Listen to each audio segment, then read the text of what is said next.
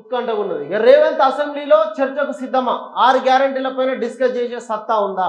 చంద్రబాబుకు బిర్యానీ పెట్టి గోదావరి నీళ్లను గిఫ్ట్గా ఇచ్చింది ఎవరు? కేసీఆర్ దమ్మేందో ఒరిజినల్ కాంగ్రెస్ లీడర్లకు తెలుసు. మహిళలకు 2500 ఇచ్చి పింఛన్లు పెంచాలి. బీఆర్ఎస్ ఎమ్మెల్సీ కవిత. కాంగ్రెస్ అగ్రనేత సోనియా గాంధీకి పోస్ట్ కార్డులు. ఇది చంద్రబాబుకు బిర్యానీ పెట్టుడు ఎందుకో కానీ రోజా ఇంటికి పోయి చేపల పులుసు తిని గోదావరి నీళ్లను రాయలసీమ రత్నాల సీమని చేస్తానని చెప్పొచ్చింది కేసీఆర్ కాదా? ఇక కేసీఆర్ దమ్మేందో ఒరిజినల్ కాంగ్రెస్ లీడర్లకు తెలుసు. కేసీఆర్ మోసం ఏందో కూడా ఒరిజినల్ కాంగ్రెస్ లీడర్లకు తెలుసు.